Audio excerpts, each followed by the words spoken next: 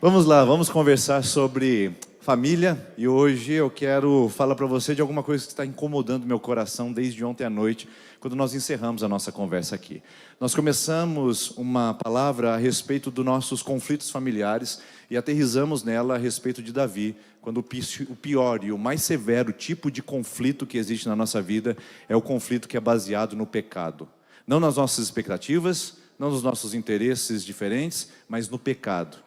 E nós terminamos falando desse interessante personagem Davi, que sucumbiu diante da Batseba e com um pequeno tropeço comprometeu a sua história e a sua genealogia, mas que ao final se tornou a própria genealogia de Jesus, porque não tem história que Jesus não possa restaurar, não tem caminhos que Jesus não possa reorientar. E isso foi o resumo da nossa conversa de ontem. Porém, Davi é um personagem tão rico que eu gostaria de voltar a ele. Eu gostaria de falar da família a partir de um ponto de vista que eu nunca tinha percebido antes, mas que desde ontem o Senhor não me deixa sair desse texto e não me deixa ir por outro caminho, senão aplicar e apresentar para você aqui.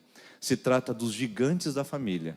Baseando na história de Davi e o seu confronto com Golias, a gente poder aplicar na nossa história e na nossa casa, no nosso ambiente familiar, como os gigantes podem ser inconvenientes, mas também ao mesmo tempo podem ser derrotados na nossa vida, no nosso coração.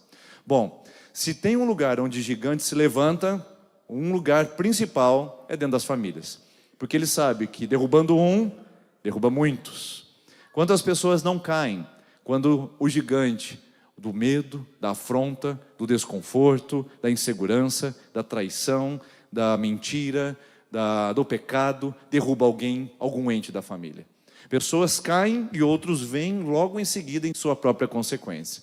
Só que uma coisa que eu gostaria de compartilhar com você, e gostaria que você não ficasse aqui nesse momento constrangido, ou até mesmo se sentindo de alguma maneira condenado, é que todos nós temos os nossos próprios gigantes. Gigantes são mais presentes do que gostaríamos, são mais frequentes do que nós imaginamos. E nas nossas casas, nosso relacionamento familiar, nós temos variados e diversos gigantes que nós precisamos enfrentar. Talvez o gigante do silêncio, que está se levantando na sua casa com uma relativa frequência e até com uma permanência e uma duração que para você hoje se tornou insuportável.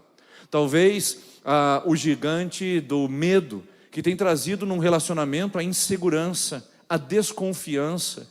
Talvez o gigante da insuficiência, onde você não se sente uma mulher suficiente ao seu esposo, não se sente um pai, um sacerdote do lar suficiente dentro da sua casa. Talvez você não se sinta um filho que deveria dentro do relacionamento paterno e materno. Ou seja, existem diversos gigantes que gritam na nossa casa e na nossa família. Eu não sei qual é o seu, eu só tenho uma certeza. Eu tenho os meus, você tem os seus e todos nós aqui os temos. Por isso, não se sinta privilegiado, e desculpe dizer isso a você, ao dizer que sempre acontece comigo, só a minha casa é assim, eu acho que eu casei errado, eu acho que eu fiz a escolha prejudicial. Eu queria desmontar esse seu argumento com muito respeito e muito carinho, para dizer que você não é a última bolacha do pacote. Você não é o privilegiado e a prestigiada por o mundo olhar para você e dizer: eu vou te atacar, eu vou te derrubar, eu vou te destruir. Porque na verdade todos nós somos alvos disso, principalmente quando se diz respeito à família. E existem 4 maneiras que você pode lidar com o seu gigante. A primeira delas é você ignorar.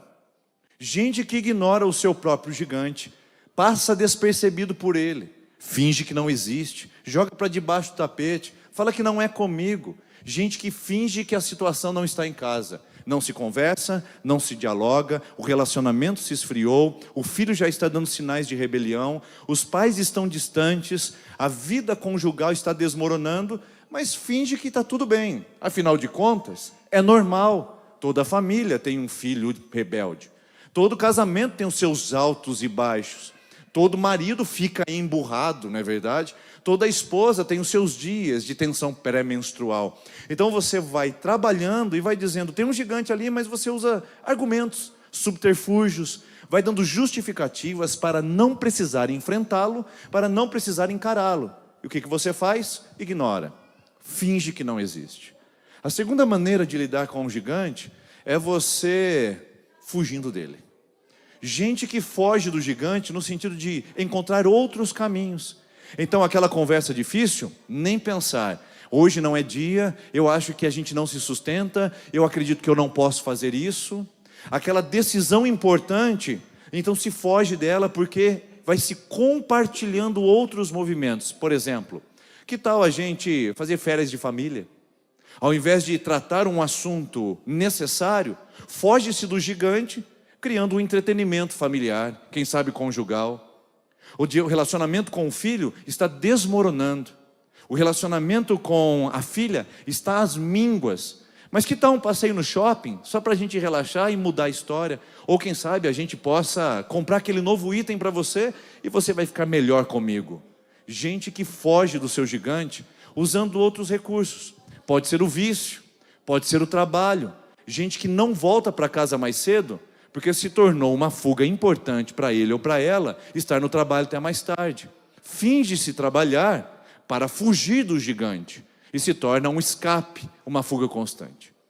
A terceira forma de lidar com o gigante é encará-lo, e encarar ele de frente, e lutar com as nossas forças. Então você arregaça a manga, você bate na mesa, você vira a mesa, você grita alto, você diz quem manda aqui, você aumenta o controle, você estimula mais exigências, você cria códigos, você aumenta a imponência, a tirania e diz: aqui em casa eu luto com o gigante dessa maneira. E aí você usa o seu jeito, os seus recursos e as suas ferramentas. E a quarta forma de você lidar com o seu gigante é você vencê-lo à maneira de Deus. Existe apenas uma forma de derrubar o seu gigante, e essa forma é a maneira de Deus. E é aqui que eu quero concentrar a minha conversa com você essa noite.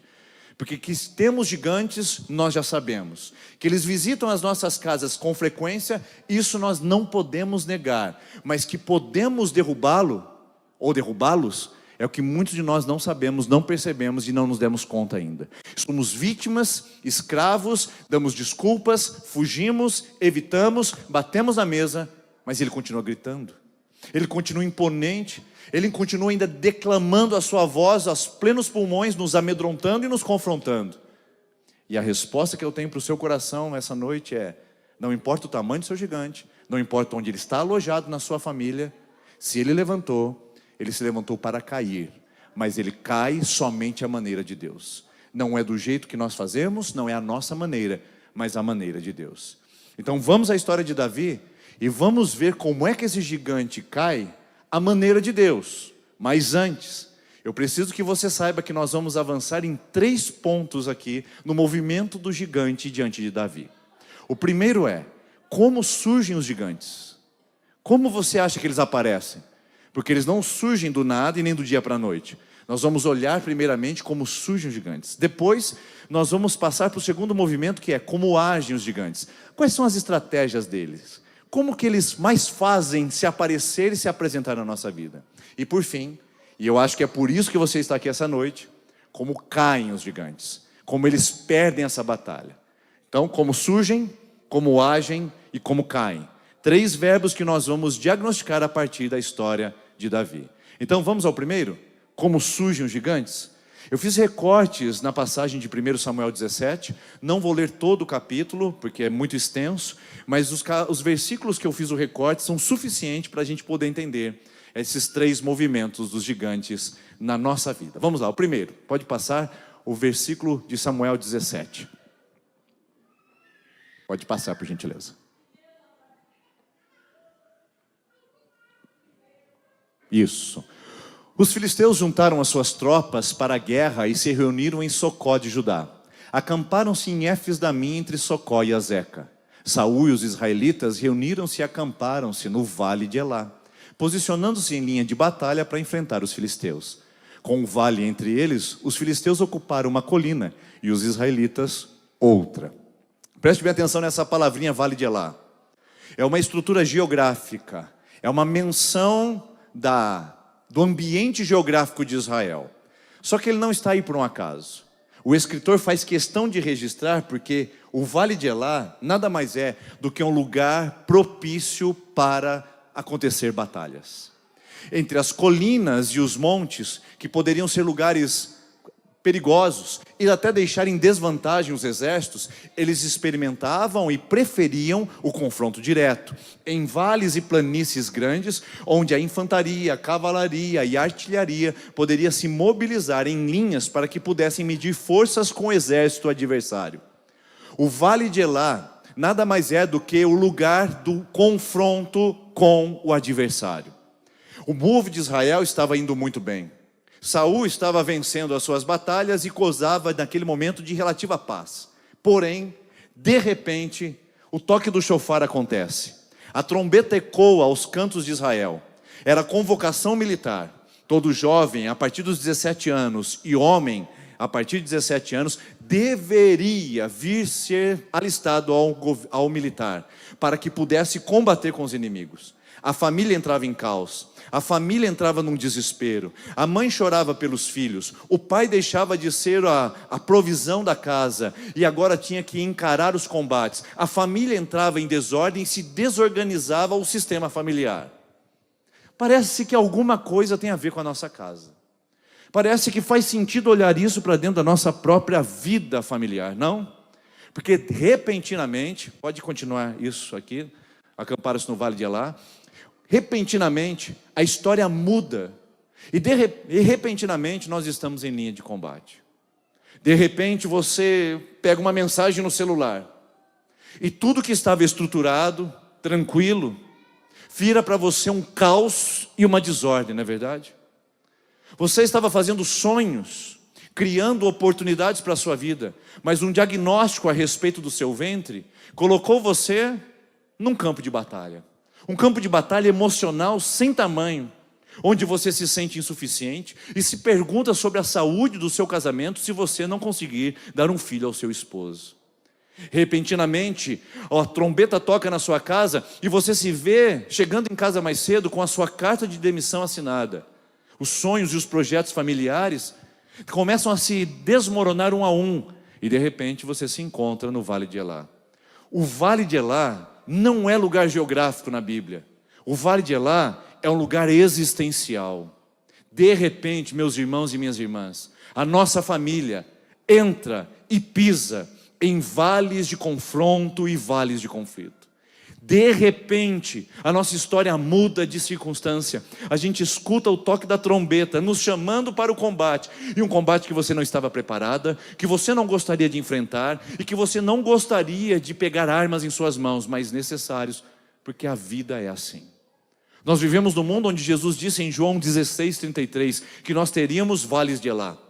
Nós teríamos aflições, sofrimentos, angústias. E eu não consigo poupar você dessa mensagem. E eu também não consigo dizer que o diagnóstico é preciso, que por seu casamento estar dessa maneira é fruto do seu pecado, ou porque a sua família está enfrentando essa adversidade é fruto da sua falta de fé. Eu não tenho argumentos bíblicos para dizer isso para você. E se você está enfrentando um gigante e foi convocado para o Vale de Elá, é provável que você seja mais humano do que você imaginava. Porque seres humanos sofrem, seres humanos perdem, seres humanos têm diagnósticos médicos contraditórios, seres humanos lidam com um luto repentino e precoce dentro de casa, seres humanos sepultam filhos antes do tempo, seres humanos despedem dos pais de uma maneira trágica, seres humanos perdem trabalho, seres humanos perdem o tempo todo em alguns momentos de suas vidas e também perdem a sua esperança. Seres humanos são assim. E nós criamos uma casca de que nunca pisamos nesses lugares. Pisamos. Vales de Elá são frequentes em nossas vidas. Agora preste atenção numa coisa importante.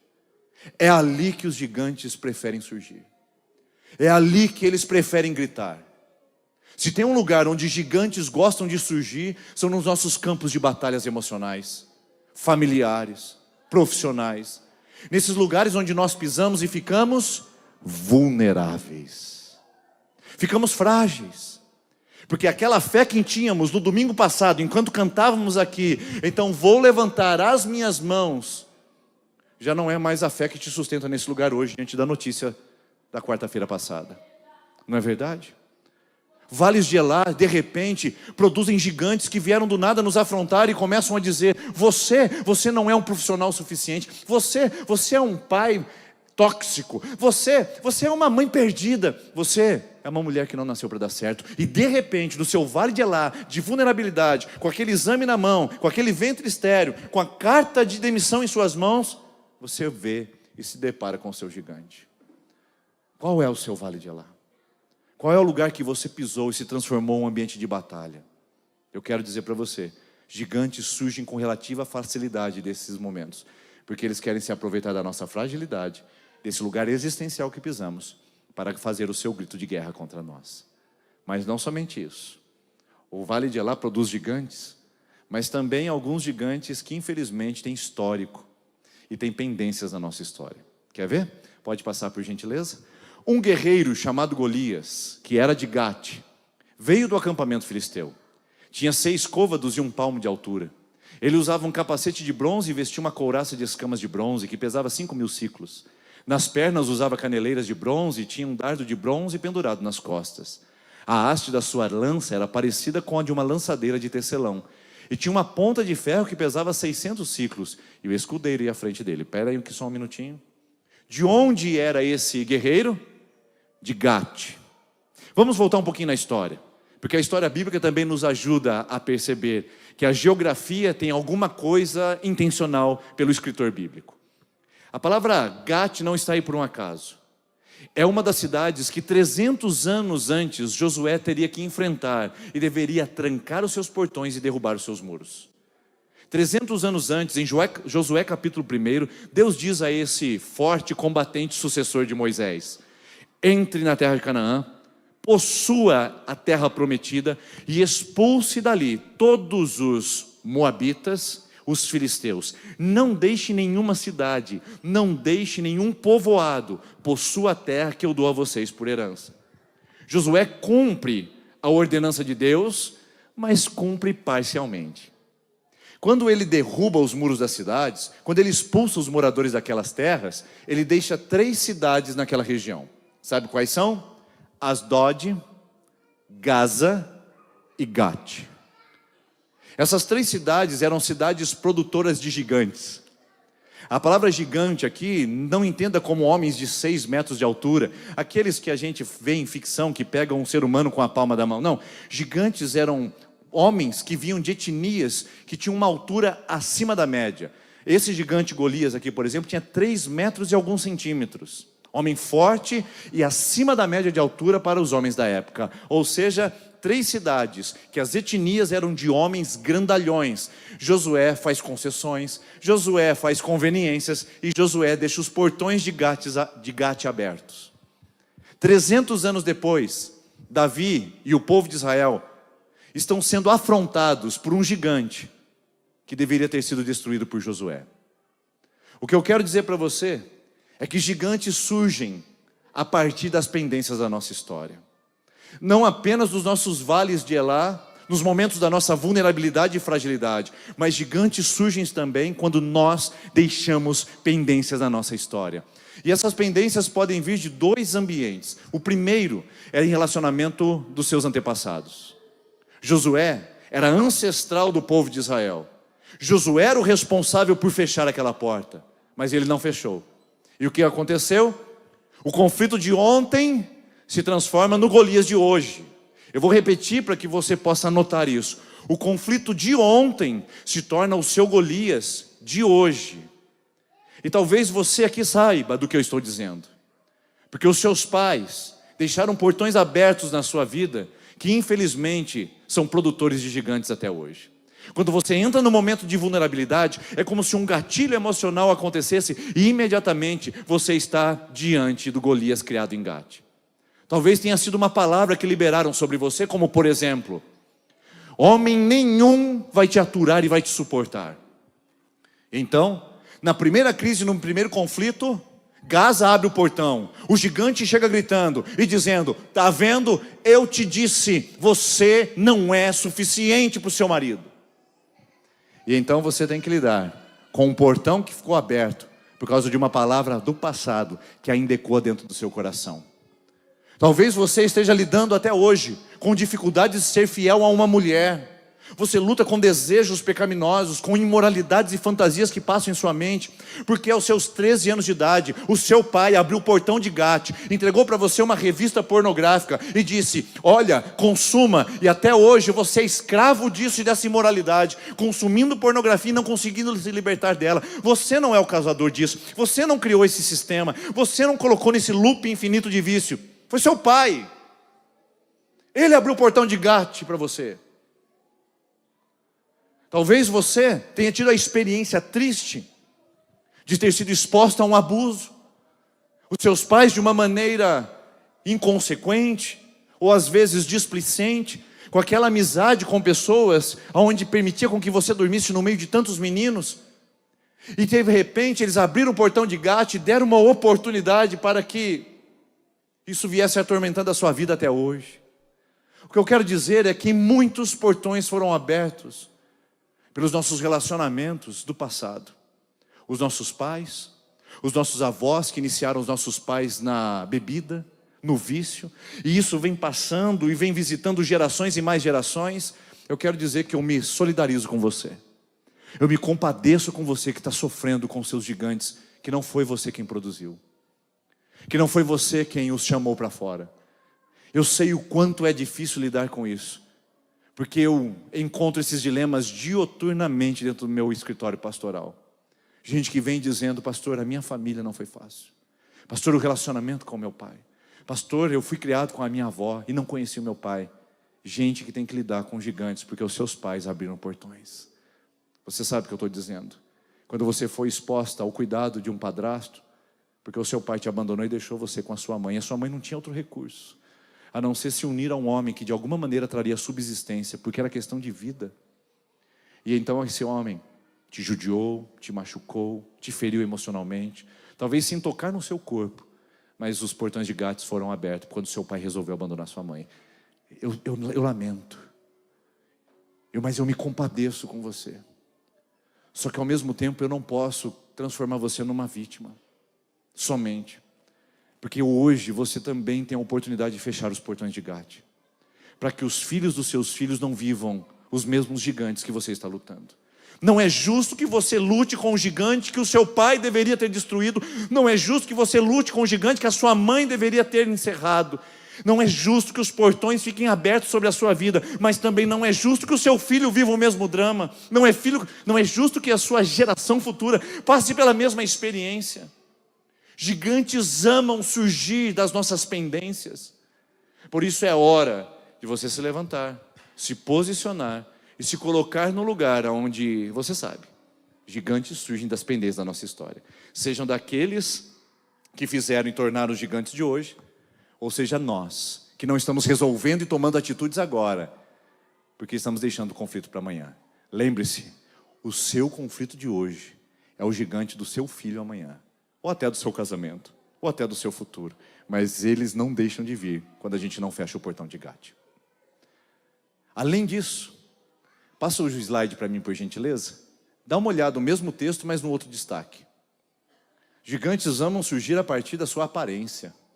O texto mostra como é que Israel descrevia esse homem. Eles passaram tempo suficiente para ver o tamanho do bíceps, o tamanho dos tríceps, o peso da lança, a armadura, as caneleiras. 55 quilos de armadura eles conseguiam diagnosticar de tanto que eles viram um guerreiro. A percepção de Israel estava totalmente ofuscada por uma visualização completa e plena do seu maior dilema, do seu maior problema, o Golias. Eles passaram tempo suficiente vendo Golias e já não conseguiam ver mais nenhuma estratégia de derrubá-lo. Por isso que a palavra aparece um guerreiro. A palavra literalmente para o hebraico é um famoso campeão.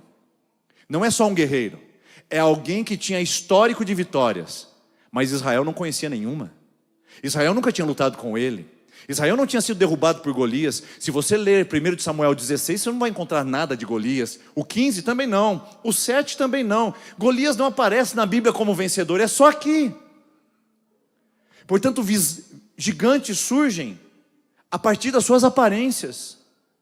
Tem gigantes que você está tratando na sua casa e na sua família, que não criança vai acabar com o seu casamento. Gigante que apareceu. Gigante com a sua aparência. A traição é um gigante que destrói famílias. E você nem se deu ao direito de perdoar, de tratar, de curar. Abandono é um gigante que destrói lares. E você nem se deu a chance de perdoar e de tratar isso. Ou seja, o gigante apareceu, você olhou para ele tempo suficiente, você focou na sua estrutura, você viu o seu armamento e você declarou: esse gigante é um campeão, ele vai vencer meu casamento, ele vai vencer a educação dos meus filhos, ele vai vencer a minha história, ele vai vencer o meu lar. Então você passou tempo suficiente para descrever a sua força e você tirou os olhos de onde deveria pôr. Gigantes surgem de suas aparências apenas. Quantos gigantes você está enfrentando, quantos inimigos e adversários que você já entrou derrotado na batalha. Você já entrou declarando a sua perda e o seu prejuízo. Quantos já declararam a falência conjugal, a falência pessoal? Quantos já disseram que não há mais solução? Porque viram a aparência do gigante, recuaram e disseram: para mim chega, eu jogo a toalha, eu desisto e eu abandono. Você viu como o gigante surge? Ele surge na nossa vulnerabilidade, surge das nossas pendências não resolvidas e surge das suas aparências de força e de poder. Vamos agora ver como é que os nossos gigantes agem? É a segunda forma, e agora a gente vai ver as estratégias dele dentro da nossa casa. Coloque isso dentro do cenário do seu lar. Vamos ao texto bíblico, pode passar por gentileza. Golias parou e gritou às tropas de Israel: por que vocês estão se posicionando para a batalha? Não sou eu um filisteu e vocês não são servos de Saul? Escolham um homem e enviem a mim. Se ele puder lutar e vencer-me, seremos escravos de vocês. Contudo, se eu o vencer e o puser fora de combate, vocês serão nossos escravos e nos servirão. O filisteu acrescentou: eu desafio hoje as tropas de Israel. Mandem-me um homem para lutar sozinho comigo. Ao ouvirem as palavras do filisteu, Saul e todos os israelitas ficaram atônitos e apavorados. 40 dias, o filisteu se aproximava. Durante 40 dias, o filisteu se aproximava de manhã e de tarde e assumia a sua posição. Vamos dar uma olhada agora como é que os gigantes costumam agir. Primeiro, eles tomam posição. O gigante parou, o gigante se posicionou, o gigante avançou territórios. Gigantes em nossa casa costumam se apropriar de territórios que deveriam ser de Deus e pertencentes a Ele. Quando você deixa de tomar posição, o seu gigante assume. É uma luta de território, irmãos. Não tem neutralidade. Se você acha que estava numa guerra mais ou menos, e que existe um lugar em cima do muro, e que existe um campo neutro, onde você nem está na batalha e nem está perdendo, nem está ganhando e nem está perdendo. Desculpe. Não existe isso. Simplesmente não há essa possibilidade. A minha palavra para você é a seguinte: quantos de nós estamos perdendo posição, achando que estamos ocupando o campo neutro? Deixa eu dizer uma coisa para você, homem. Quando você não ocupa o seu lugar como sacerdote do lar, não é a sua esposa que ocupa no seu lugar, sabia? É o seu gigante. Eu vou repetir para você entender melhor. Homem, quando você não ocupa o seu lugar como sacerdote da sua casa, não é a sua esposa que ocupa esse lugar, é o seu gigante. Mulher, quando você não ocupa o espaço da sábia, da sensata, a mulher que tem uma grande influência, porque foi Eva que levou Adão a cair, foi a Sara que incentivou Abraão a mentir, foi tantas mulheres da Bíblia que fizeram com que os seus maridos pudessem movimentar em direção a alguma coisa. Não despreze o poder da sua influência. Se você não ocupar o seu lugar de sabedoria e entendimento, não é a sua sogra que vai ocupar, não é a sua mãe que vai ocupar, é o seu gigante. Se você deixar o seu espaço na sua casa, o seu gigante assume território.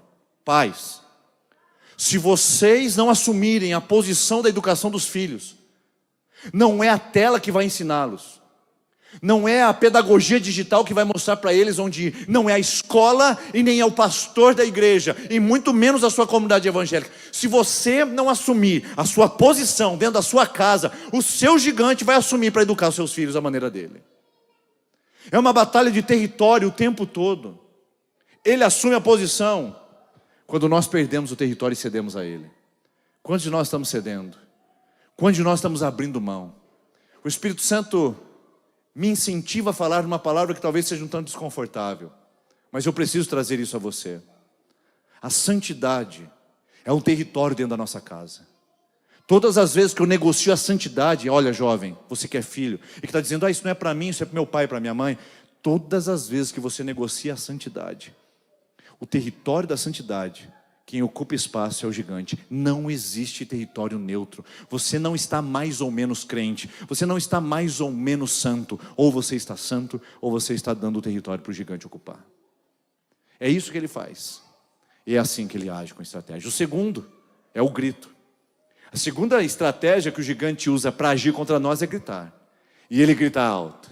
Ele adora o Vale de Elá porque lá ecoa maior e mais forte a sua voz. Lá a sonoridade acústica é mais poderosa e você dá mais atenção a ela. No Vale de Elá existe uma reverberação onde a gente fica preso àquela voz que fica ecoando, ecoando, ecoando. Eu não sei qual é a voz que você tem ouvido do seu gigante, mas eu sei que talvez ela não deixe nem você dormir mais. Você coloca a cabeça no travesseiro e ecoa a voz: infiel, traidora, adúltera. Talvez você deita a cabeça no travesseiro e grita aquela voz: mentirosa, incapaz, desrespeitado. Vozes que ficam gritando o tempo todo com você, que deveriam ser silenciosas, ou melhor, silenciadas, mas não é possível, porque você aprendeu a conviver no Vale de Elá com o grito do seu gigante. Quais são as vozes mesmo que gritam com você? As vozes dos seus traumas? As vozes da sua experiência do passado? Que você leva para a cama e para o relacionamento sexual? E que lá naquele lugar o seu gigante grita com você na cama? Não te dá paz nem num momento como esse, que deveria ser de intimidade com a sua esposa ou com o seu marido.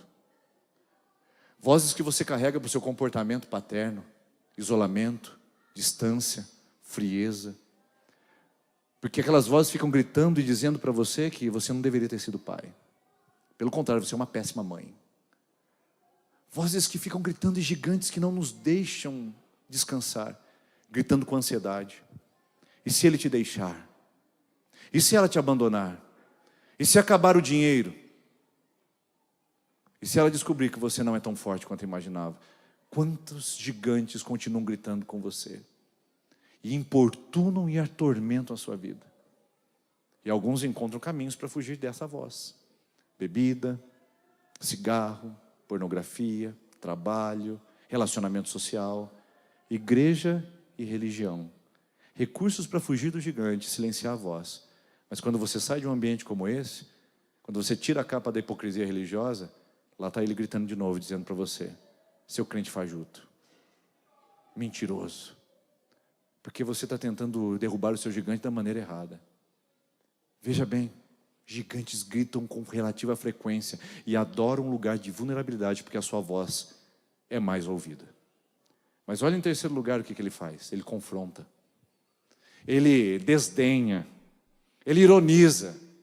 Ei, vocês não são um exército, eu sou um homem. Me dê um homem para que eu possa lutar, ou vocês estão com medinho? É assim que o gigante costuma fazer na nossa casa. Ele desdenha, ele despreza e fala assim: você, um homem de Deus? Olha para você. Olha para a fatura do seu cartão de crédito, você não consegue cumprir e pagar. Você, uma mulher de Deus?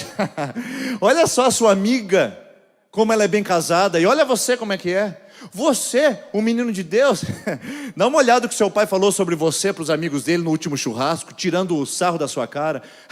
Você é um homem de Deus? É assim que o gigante costuma fazer: nos desmoralizar e pegar os nossos erros, pegar as nossas falhas e trazer um megafone para isso, e nos expor, nos envergonhar, nos humilhar e nos colocar diante das pessoas para que percamos o respeito, o brio, a dignidade. E muitos de nós somos coniventes a isso, permitimos a isso e começamos a nos adequar ao seu confronto, e então nós começamos a ser mais ridículos do que antes na rede social, começamos a tentar comprar mais ainda o valor próprio diante da validação das pessoas, e tentamos a todo custo manter a nossa vida em pé para que ninguém nos ache desmerecidos ou inválidos. Gigantes que vivem gritando conosco e nos confrontando com ironia, e a gente atende a isso, porque a gente tem medo do seu desprezo. Mas em último lugar, como os gigantes costumam agir, é talvez o que o Senhor mais ministrou ao meu coração e que talvez tenha me trazido lá de Maringá para falar especialmente a você. Gigantes são persistentes. Veja que o texto bíblico apresenta que ele ficou durante 40 dias, tarde e manhã, gritando. Tarde e manhã, desafiando. 40 dias na Bíblia é um assunto bem interessante, não é não? Moisés ficou 40 anos no deserto, Jesus ficou 40 dias no deserto, Elias caminhou 40 dias até chegar a Horebe, o monte de Deus. Existem muito 40 na Bíblia. E o que significa isso? Significa o ciclo completo até chegar no desfecho. 40 dias significa que o desfecho chegou. No 40º ano, o povo de Israel entrou na terra prometida. No 40º dia, Jesus foi tentado pelo diabo. No 40º dia, Elias chegou ao monte de Deus. Percebeu? É o desfecho. O que acontece? É que durante 40 dias esse gigante afrontando Israel, há um sinal aqui, um símbolo dizendo, o desfecho era de derrota, porque não havia mais solução. Sabe o que acontece? Os gigantes costumam ser mais persistentes do que a gente. O problema não é a persistência do gigante. O problema é que ele costuma ser mais persistente do que você dentro da sua história. Dentro dos projetos e do propósito de Deus para a sua vida e para a sua família. Sabe qual é o problema? É que a gente desiste com mais facilidade que o nosso gigante. Ele é implacável. Ele é resiliente. Ele é persistente. Nós somos frágeis, desistentes, resignados. Abrimos mão com facilidade e dizemos, a vida é assim mesmo. Ninguém nasceu para perder, ninguém pode ter tudo, né, pastor? Pois é, eu não nasci realmente para dar certo no meu casamento. Já é o segundo que eu estou e as coisas não estão indo bem também. Então vamos fazer o quê, né? Pelo jeito, mais um vai embora. Sabe o que acontece? A gente desiste com mais facilidade do que o nosso gigante. O problema é que a gente resiste até o 39º dia, muitas vezes. A gente resiste com força e com ímpeto até o 39º dia. Mas a gente não espera o 40º, a gente desiste antes dele.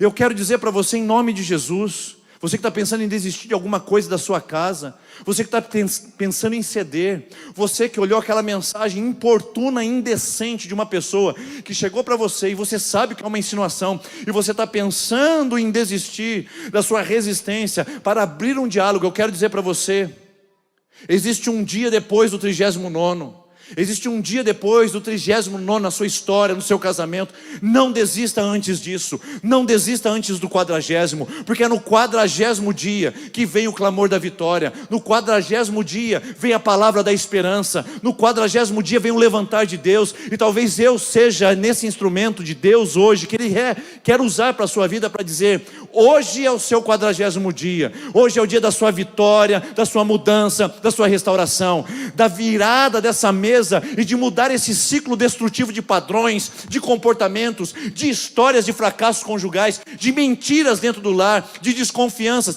de ciúme doentio, de pecado, de pornografia, de tudo isso. Hoje é o 40º dia. Para o seu gigante cair, você tem que chegar até o 40º dia. Não desista antes. Não pare agora. Porque o Senhor, no 40º dia, Ele faz algo especial, extraordinário. E o que acontece no 40º dia? Veio um grito de um lugar que ninguém podia imaginar.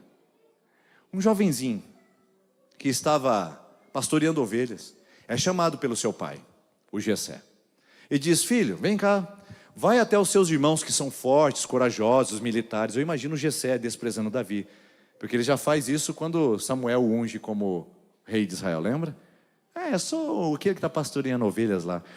Então, Davi, eu quero que você faça um trabalho para mim. Vá saber como seus irmãos, que são fortes, bonitos, bem-sucedidos, os seus irmãos que são militares de alto escalão, vai lá e vê como eles estão. Leva esse pedacinho de pão, leva esse pouquinho de grãos e leva para os seus irmãos e traga-me notícias. Quando o Davi está saindo pela porta, o Jessé fala, volta aqui. E como o Davi era mineiro, o Jessé fala, leva esses 10 queijos para o general de guerra, né? Então, provavelmente, Serra da Canastra, talvez queijo de Minas de alto padrão. Ele leva e vai até o general de guerra, entrega os 10 queijos. O general de guerra fala: "Oh, muito obrigado, fica aqui na linha de frente, porque agora você tem moral comigo." E então ele pergunta: "O que está acontecendo aqui com esse pessoal?" "Rapaz, você não tem ideia. A gente está acabado. Nós fomos destruídos. O gigante está nos afrontando e não tem ninguém para poder encará-lo." Então ele diz: peraí, eu não vou falar o que ele disse. Eu quero que você leia comigo o que acontece. Pode passar, por gentileza, como caem os gigantes. E aqui nós chegamos ao final da nossa conversa. Davi disse a Saul: "Ninguém deve ficar com o coração abatido por causa desse filisteu. O teu servo irá e lutará contra ele. Alguém vai tomar posição nessa casa." E Saul respondeu: "Você não tem condições de lutar com esse filisteu. Você é apenas um rapaz e ele é um guerreiro desde a sua juventude." Davi concluiu: "O Senhor me livrou das garras do leão e das garras do urso, e me livrará das mãos desse filisteu." Diante disso, Saul disse a Davi: "Vá e que o Senhor esteja com você." Peraí. Durante 25 versículos, tudo que eles fazem é falar da força do gigante, do poder dos filisteus, da fraqueza e da covardia de Israel. 25 versículos falando deles e do prejuízo. De repente, no 25º, chega um jovenzinho e começa a contar a sua história de como Deus o livrou. E disse: "Esse gigante não afrontou o exército de Israel. Esse gigante afrontou o exército do Deus vivo."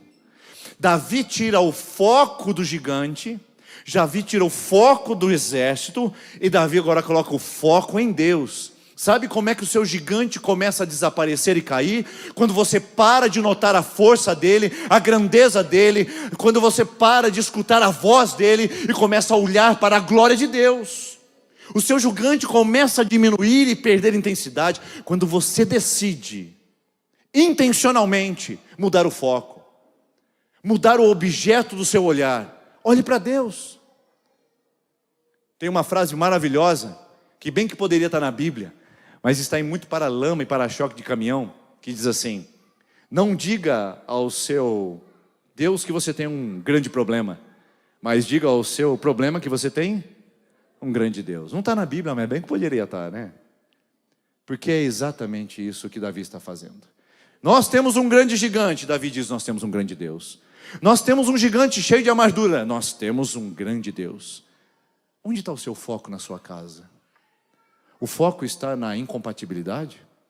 O foco está na lamúria e na reclamação? O foco está no descontentamento, porque você não tem o que sua amiga tem, o que o seu amigo possui? Porque você não fez as férias que a outra família fez, que você não pode ter? O foco está nos pais que você gostaria de ter, que não tem? Onde é que está o foco da sua família? No seu passado, na sua tragédia, na sua rejeição? Onde, eu quero perguntar mais uma vez, onde está o seu olhar? Porque onde você olhar, ali com certeza a sua fé vai se estabelecer. E se você olhar para o seu gigante, ele vai ficar maior do que você imagina. Mas se você olhar para Deus, ele vai ficar bem menor do que você pensa. Max Lucado é um autor devocional que eu amo, seus escritos. Ele diz o seguinte: "Coloque os seus olhos no gigante e você cairá. Coloque os seus olhos em Deus e o seu gigante cairá." Quer que o seu gigante pessoal e familiar caia? Mude o foco. Pare com essa conversa na mesa.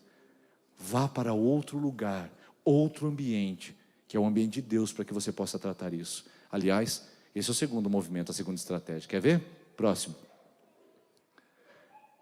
Saul vestiu Davi com a sua própria túnica, colocou nele uma armadura e lhe pôs um capacete de bronze na cabeça. Davi prendeu a espada sobre a túnica e tentou andar, porque não estava acostumado com aquilo. Ele disse a Saul: "Não consigo andar com isso, pois não estou acostumado." Então tirou tudo aquilo. Em seguida pegou o seu cajado, escolheu no riacho 5 pedras lisas, colocou-as na bolsa, isso é, no seu alforje de pastor, e com uma funda na mão, preste bem atenção, funda na mão, aproximou-se do filisteu. Enquanto isso, o filisteu, com o seu escudeiro à frente, aproximava-se de Davi. Ele olhou para Davi com desprezo, pois viu que era só um rapaz ruivo e de boa aparência. Veja bem como é que Davi tenta encarar o gigante, como o exército de Israel imaginava que deveria ser. O Saul diz: "Vem cá, Davi, você não consegue ir com essa massa muscular. Você não consegue impor respeito usando essa tanguinha de pastor. A gente vai equipar você, meu filho. Olha o capacete do general de guerra maior, Saul rei. Coloca a armadura. pega a espada. E Davi sai arrastando a espada no chão. Franzino, pequenino e delicado, porque a palavra boa aparência significa delicado. Um menino que usava creme Nivea antes de dormir. Com certeza. Como é que aquele menino vai para a batalha com aquele gigante puro CC, testosterona pura, suado, com os bíceps e suas artérias à mostra, com um grande arsenal de ferramentas em suas mãos? É lógico que ele precisava de uma armadura. Só que Davi não consegue andar com aquilo porque ele não está acostumado com a armadura de Saul. Porque gigante nenhum cai com a armadura de Saul. Gigante só cai com as armas de Deus. Por isso que Davi volta e diz: eu não estou acostumado com isso, e tirou tudo. A minha palavra para você é: tire a armadura de Saul. Tire a armadura de Saul de dentro da sua casa. Você está tentando derrubar o gigante do seu jeito. É com gritaria, talvez imposição, talvez mais rigidez. A armadura de Saul está operando dentro da sua casa e você não está conseguindo vitória, não é verdade? Não há sucesso, não é verdade? Você coloca mais dinheiro na sua casa, é a armadura de Saul.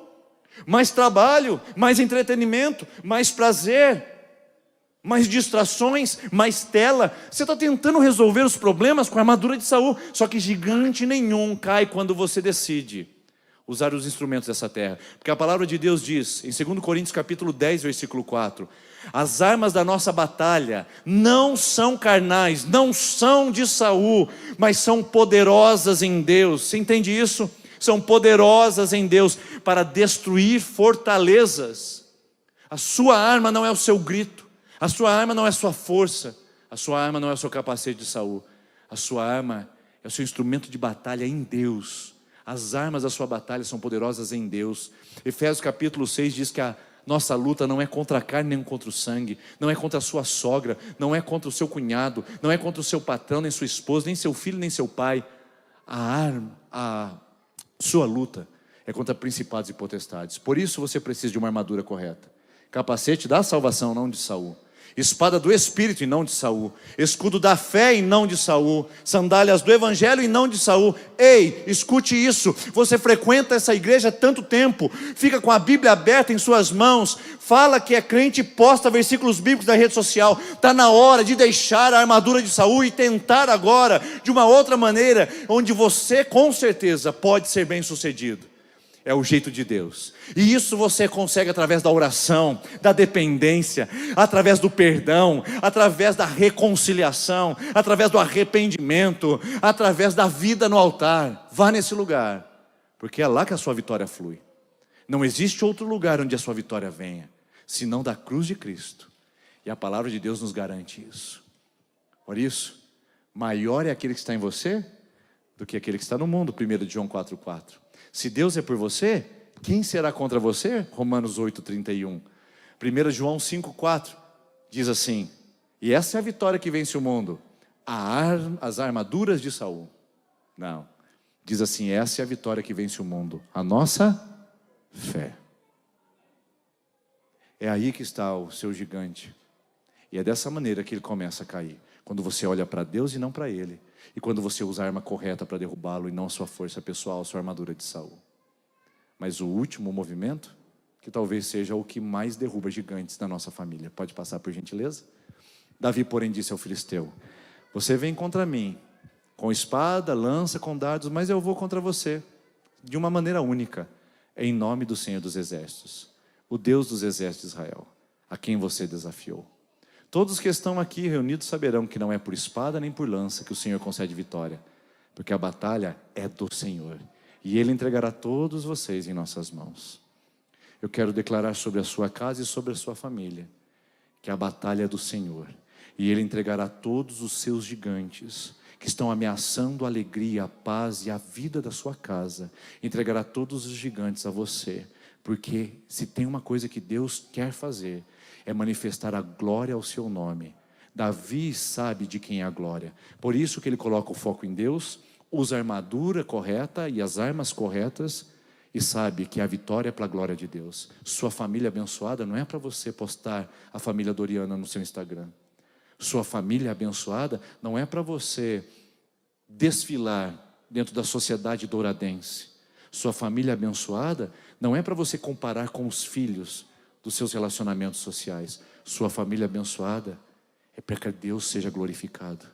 É para que as pessoas olhem para como você trata a sua esposa e digam: glória a Deus pela vida desse casal. Para que eles vejam a educação dos seus filhos e o temor do Senhor e digam: toda glória seja dada a Deus pela casa que esse homem possui. Para que eles vejam o seu sucesso pessoal, profissional ou financeiro e digam: glória a Deus pela vida dessa pessoa, porque a batalha é do Senhor. E se a batalha é dele, a vitória e a glória também pertence a ele. Então eu quero convidar você hoje a olhar para os gigantes. Sim, olhe para eles pela última vez aqui, porque amanhã haverão novos, amanhã haverá outros, mas hoje tem esses. Olhe para esses, veja como ele surgiu, veja como ele age, mas agora comece a ver como ele cai. Em nome de Jesus, comece agora a declarar sobre a sua vida e seu coração como é que ele vai cair, e ele cai em nome do Senhor. Eu quero convidar você a se colocar em pé, por gentileza. Nós vamos cantar essa última canção. E, bom, não sei se é a última, né? Eu não sou pastor da igreja para falar isso, mas nós vamos cantar, nós vamos cantar essa canção. E eu queria que você pudesse fazer um exercício de fé nesse lugar. Talvez você esteja distraído enquanto essa palavra fosse ministrada ao seu coração. Talvez você perdeu alguns detalhes importantes, mas uma agora você não pode esquecer. Que você está entrando numa batalha onde já tem vencedor. Não é uma batalha que você vai vencer. A palavra de Deus diz em Colossenses capítulo 2, versículo 15, que Senhor Jesus, tendo cancelado o escrito de dívida que era sobre nós, cravou-os nas cruz, expondo publicamente os principados e a potestades e triunfando sobre eles na cruz do Calvário. Você está numa batalha que já foi vencida. Você não está se apropriando de uma batalha que tem um vencedor no futuro. Não, você já é vencedor. Porque a palavra de Deus diz em Romanos 8:37 que por amor de Cristo nós somos feitos mais que vencedores. Essa batalha já tem vencedor, minha irmã, meu irmão. É só você se apropriar e se posicionar. Então, em nome de Jesus, essa batalha não é por você, é pelo vitorioso. E Jesus Cristo é o vitorioso. É Jesus quem vai bradar sobre a sua casa, Jesus que vai bradar sobre os seus filhos, Jesus que vai bradar sobre a sua história, sobre o seu casamento. Eu só quero fazer uma pergunta para você antes de terminar. Onde você quer que o nome de Jesus seja agora um nome que destrói gigantes? Qual lugar? Em qual pessoa? Em qual situação? Você quer o filho convertido aqui? Você quer um marido quebrantado? Você quer a restauração do seu casamento? Você quer o perdão de volta? Você quer a vida conjugal? O que você quer? Qual gigante você quer ver caído? Porque o nome de Jesus está nesse lugar. E depois dessa canção nós vamos orar. E nós vamos declarar que cada um deles está por terra pelo poder do nome de Jesus. Enquanto isso, exercite a sua fé. E vai aumentando o seu olhar do trono de Deus. Vai aumentando o seu foco da glória de Deus. Porque daqui a pouco a gente ora em nome de Jesus.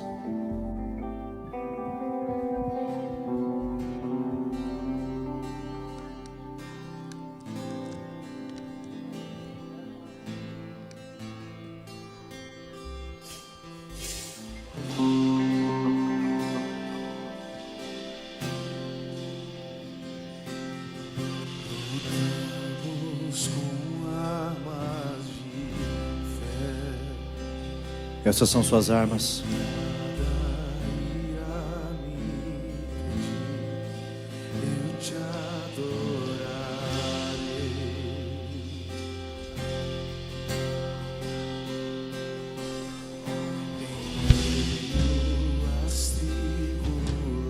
O seu vale de Elá, o Senhor está ali também.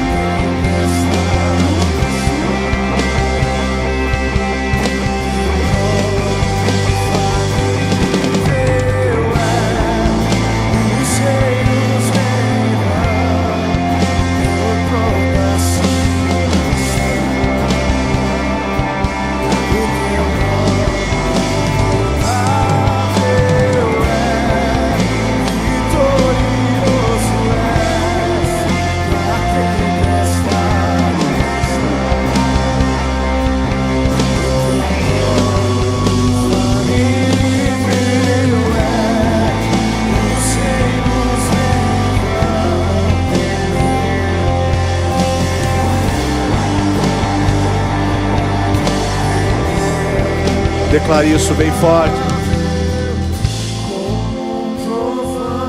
Você que está em seu vale de Elá, olhe para o seu Deus. Olhe para o seu Deus diante do grito do seu gigante. Olhe para Ele agora. Que a presença de Deus venha sobre sua casa.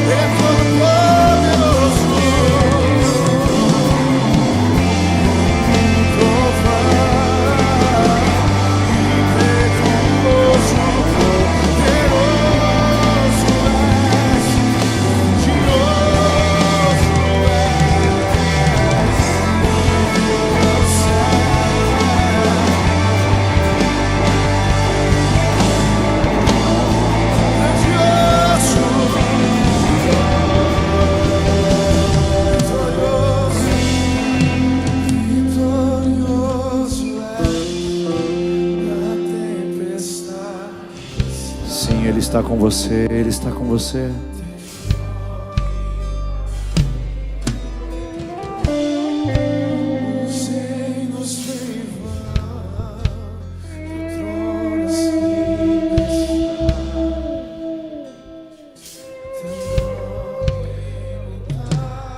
Senhor Jesus, talvez tudo que esse homem ou essa mulher ou esse jovem precisava ouvir hoje é essa frase: que o Senhor é vitorioso e em sua vitória também estamos posicionados em Cristo. Senhor Jesus, nós oramos para que as nossas famílias sejam protegidas diante da força desses gigantes. Famílias que estão sob ataques, famílias que estão sendo alvos de desprezo, de calúnias, de confrontos, de gritos, de avanços do inimigo em territórios que deveriam ser do Senhor. Hoje, essa mulher e esse homem tomam posição no teu reino, sabendo que não tem todas as ferramentas e os instrumentos de guerra, sabendo que tudo que possui é apenas uma funda e uma pedra em suas mãos, sabendo que os recursos são limitados do ponto de vista humano, mas diante do Senhor, isso é suficiente. E essa noite vai ser suficiente. Essa noite é suficiente para a restauração chegar nessa casa. Essa noite é suficiente para esse lar ser abastecido com alegria. Essa noite é suficiente para essa mulher conseguir enfim liberar o perdão. Essa noite é suficiente para que esse filho possa voltar para sua casa. Essa noite é suficiente para que relacionamentos sejam curados. Essa noite é suficiente para que a fé brote novamente e a esperança reacenda nos corações. Essa noite é suficiente. Parece só mais um culto, parece só mais uma conferência, só mais um momento entre os irmãos, mas é o dia do gigante caindo, é o dia de gigantes prostrados, é o dia, Deus, da pedra, da esperança, da fé, da convicção ser lançada e o resultado da glória do Senhor se manifestar em nossa casa. Abençoe famílias e histórias, abençoe, Deus, corações nessa noite, e que em nome do Senhor Jesus nós possamos ser resistentes às marchas do inimigo, aos exércitos contrários, e ficarmos fundados, firmados, posicionados, para que o inimigo não ocupe nenhum território na nossa casa, e que na nossa família seja lugar de bênção, de vitória, de esperança, e que possamos viver a vitória do Senhor. E o gigante de amanhã vai cair também, e o depois de amanhã, quando se levantar, cai novamente, e daqui 10 anos continuará caindo, porque essa é a vitória que nós temos do Senhor, de que o Cristo que habita em nós é vencedor, ontem, hoje e eternamente. Em nome de Jesus. Em nome de Jesus. Em nome de Jesus. Você consegue abençoar a sua casa aí? Você consegue levantar a sua voz do seu lugar e dizer: Senhor, eu me aproprio da vitória. Senhor, eu me aproprio da sua palavra. Senhor, eu tomo território e tomo posição. Senhor, eu emudeço e silencio as vozes do meu gigante. Senhor, eu lanço a pedra da confiança em Ti. Senhor, eu me posiciono e deixo as armaduras de Saul. Vai declarando sobre a sua casa. Vai adorando ao Senhor. Vai declarando aquilo que você espera nele, em nome de Jesus.